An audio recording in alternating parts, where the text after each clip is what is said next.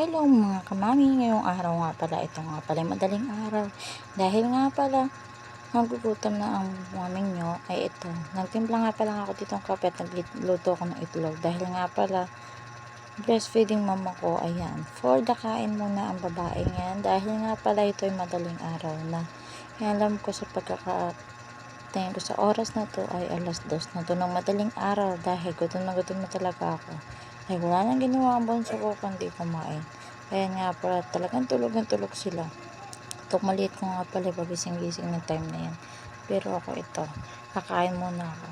At pagtapos ko nga pala kumain ay natulog lang ako ng 1 oras at ito. For the luto na ang babae niya dahil may pasok nga pala sa school ang aking mga anak. Ay talaga naman. Ang ama nga pala ng mga anak ko ay may pasok sa trabaho. Kaya ako, ito for the imis na nga pala ng mga hugasin dito ay kunti lang naman hinugasan ko dyan mga kamami. Yun lang pang kinainan ko kape at kanyang madaling araw. Nagsaing na nga pala ako na magbilisan dito mga kamami dahil maya maya nga pala nagigising na naman itong maliit ko. Ay wala na mag-aasikaso dahil ang asawa ko nga pala ay panggabi talaga. Mabilisan luto lang to mga kamami. Dahil maya ay gigisingin ko na rin yung 2 anak ko. Tinakal ko lang pala mabilis dyan yung sinain ko. At ito nga pala ay takot tulog talaga. Hindi ko matansya-tansya kung ilan na itutulog mo. Mabilisan na ito mga kamami. Dahil nga pala CR na ako nung time na yan. Oh my G. Nilagay ko nga pala dyan lulutuin kong ulam ng mga anak ko. At ayan.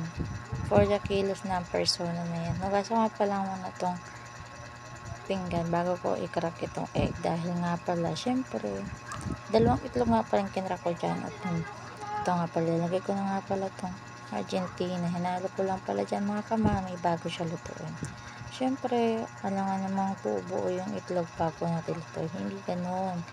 Saka natin i-crack yan tapos ihalo-haloin natin mga kamami. At yun nga time ito nga pala, ay gising na nga pala ang 2. Kumuha na nga pala din ako ng asin dyan, nilagyan ko nga pala. At yung time ito nga pala, yung anak ko nga pamaliit, naiyak natin. Pero nagmadali na ako. Nilipat ko lang pala itong tayo ng camera ko dahil nga pala medyo malapit talaga kanina. Kaya nahirapan ako. Kaya tinaas ko nga pala muna siya dito sa lumang rep. At ayan, for the luto ng mami nyo. Pasensya na kayo sa likuran ko at ang lapad-lapad ko talaga. Wala no choice talaga. Saka naman tayo magbalik alindog kapag hindi na nandito si baby. Ay, tagal pa nun. Hayaan nyo na ako malaki. Minsan lang naman maging malaki. Dahil laki din talaga ang sobrang stress. Pero wala naman tayo magagawa dahil kakambalang buhay talaga natin ang maging stress. Oh my God. Pero hayaan nyo na. Kinuha ko nga pala yung bauna ng mga anak ko at ito nga pala yung ilang hugasan pa natira. Mabilisan na ito mga kamami dahil nga pala yung baby ko talaga naiyak na nung time na yan. Mga anak ko nga pala ay sila muna yung nagduduyan at maya maya sabi ko dyan patahian nila yung kapatid nila dahil saglit lang naman itong niluluto ko. Talagang hirapan yung aking dalawa sa pag-aasikaso ng kanilang kapatid. At tinan nyo naman, madali ang hugas lang yan. Tapos kung nga palang sabunin, ayan, for the hanlaw na ang persona na yan. Ayan nga palang baso na yan, ay dinadala sa school ng 2 kong anak. Dahil yun ang iniinuman nila. Tiyanek ko na nga din pala dyan yung kanin mga kamami. At itong time na to nga pala, ayan. Napasok na nga pala sa school yung yung 2 anak ko. Itong anak ko nga pala, sinurtan ko na. Ito nga pala, nagpinaw nga pala ako dyan ng mga nilabhan namin mga kamami. Dahil titiklopin ko na nga pala yan. Alam mo naman ang personan to. Ayaw ko talagang maraming tambak dyan.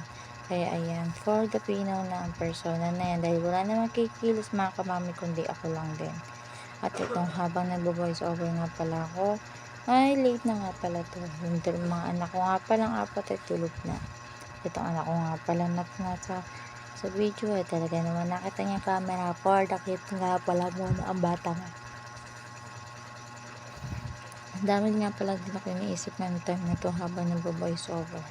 Hindi na nga pala ako nakakapag daily vlog dahil nga pala laging lobat ng cellphone ko dahil na hanggang laging gumising nitong aking anak na 3 taon. lagi na kinuha ang cellphone ko kaya hindi agad ako makapag-video. Minsan na lang hindi ako makagawa ng vlog. Kaya ayun.